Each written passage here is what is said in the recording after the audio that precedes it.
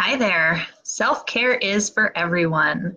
There are little things and big things that you can do to feel like your best self. Sometimes we have to get creative with how to fit it in when there's just not enough time. That's what I'll be talking about today. I'm Lindsay Lowrance. I'm a therapist in Colorado at Exploring Inner Peace in private practice. And I often help twin moms go from drained and distracted to powerful and fulfilled. Part of why I love working with twin moms is because I also am a mom of twins. I've got a 4-year-old and 1-year-old twins. Thank you for joining me today. I'm happy to answer any questions or to just have an open conversation about self-care and how to get that your needs met, how to find time for yourself and pamper yourself and love yourself. Part of why I'm bringing this up today is with everything going on in Colorado, with schools, with kids, all of that. I think we all could use a bit of self-care and to have some space to be able to have our feelings and to nurture and pamper ourselves. So small things that we can do, we'll just kind of throw out some ideas about self-care. The littlest things that I can think of. So I've got my favorite cup of tea. I'm drinking some soothing chamomile tea. The one I like is honey vanilla. It just seems pampering to me. I put on some lavender lotion so that I can just kind of breathe in. And, these are tiny little things that we can just have around on hand at home and fit in while we're taking care of kids or even on a work day. And so some of the small things are things you may not even realize you're doing. I notice that I often sigh when I'm under a lot of stress or I'm trying to kind of think and process all the things on my to-do list. I'll just, take in deep breaths without even realizing it and just, and so that is actually one of the small things that you can do for self-care is taking some deep breaths, whether it's with a big sigh or a more peaceful deep breath, whatever it is. Scents, being able to use a scent that you like or a scent that like aromatherapy that can kind of help calm your nerves or energize you, get you going. Those are self-care things as well. And things that you enjoy to eat or drink, that's a way to pamper yourself. Some of the big things, I think when we usually say self-care, a lot of people think, if I had all the funds in the world, I would go and get massages. I'd go to a day spa all the time. I would hire, care for the kids. I would do all these things. But I mean, who can afford that all the time? Who can do all these wonderful pampering things all the time? And so I think it's more important to get creative and to consider what your needs are and how you can meet it given your situation. So for me, self-care can be just sitting outside on my porch. Just being outside is self-care. And it's something simple to do, no matter how many kids you have at home or how much work you have to do. If you can open a window, if you could take a break and go outside, have a little walk, all of these things are great ways to fit in that little bit of nurturing that we all need and just kind of help tune into yourself and take a break. So those are some of the small things. Some of the bigger things, hot topics of how to take care of yourself. Yeah, we can buy things that we like. We can go on special vacations and trips and stuff like that. But again, not everybody's wallet can afford that. And so I'd love to hear from you too. If you have some ideas, post them here, put in a comment. Everybody gets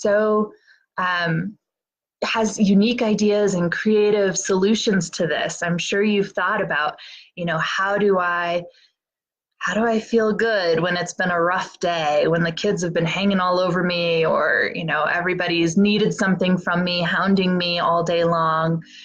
Those are tough days, and there's a lot of stress. And so, those especially are times when you need some self-care. And I know for some people, the first thing that might come to mind is, I want to have a drink. I'm going to drink a bottle of wine. And I've heard mom stories about, bringing their glass of wine to the bathroom to hide out once their partner gets home and can take care of the kids, or, all the kids are safe away somewhere else.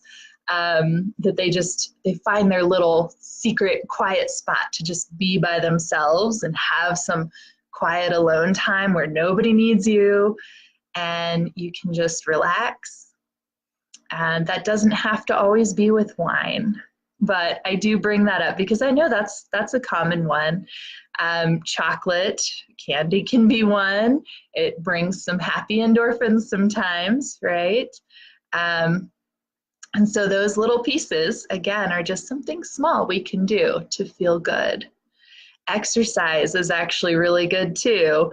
And so I've shared on my Facebook page that some of the creative solutions for me, even when I have all three of my kids with me, is we go for a family walk. That way we're all getting outside, we're all enjoying the fresh air, looking around at the trees, listening to, gravel roads crunching under our feet or the stroller, things like that. And,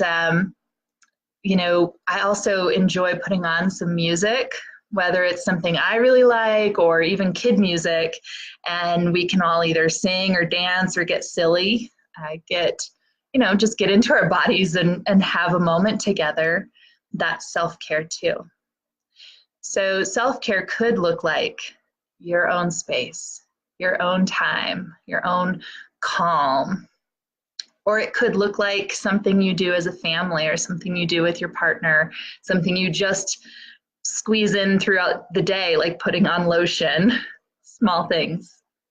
But it's all worth it and it's all good. I'm going to take a moment and see if anybody has any comments of other self-care.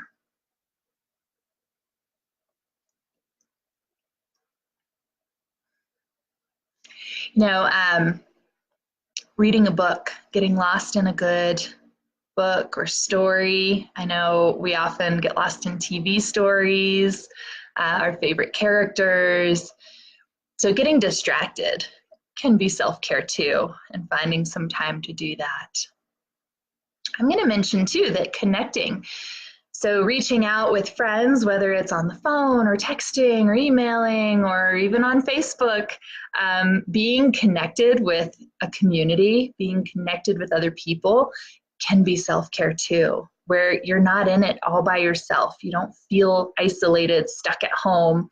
You have people that get it. You have people you can tell how you're feeling, or you can, just chat with.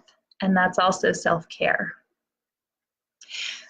Let's see, what other ideas are there? There's just so many, if you're into music, if you're into art, doing some art can be self-care. I also like to listen to audiobooks, and sometimes that's self-care, but I also have to watch, if I'm doing it for a reason. So if I'm listening to something to learn, then that's not necessarily me pampering myself, even though it's good development, right? I'm getting tools, I'm spending my energy in good ways, but self-care needs to be something that you do that feels good for you and that kind of puts you in touch with who you are as a person, your body, your breathing, your experience, just kind of being present. So why do so many therapists talk about self-care all the time, and why is this like a big buzzword? I think it has this basis in reality where honestly we all really could use some time to love on ourselves and to tune into what we need and not just always go, go, go and focused on our to-do list and all these things, you know, and not being pulled in so many different directions. We all need some space. Everybody, we're human. We need some space to just be, and small enjoyments in life. So I'm glad that you joined me today. Please feel free to leave any questions, comments. We'll continue the chat virtually as it comes up. This was kind of a surprise, you know, Facebook Live moment, and so it's okay that you know, that we don't have an active discussion right now. But I want to keep this going. Of, you know, what other ideas are there, and let's help each other in this, because we all need those times, those moments that we can just feel like ourselves and feel good. So thanks again for joining me, and please come on back next time. I'll have different topics, try and come on every couple of weeks or so for a Facebook Live, okay? Thanks, everyone.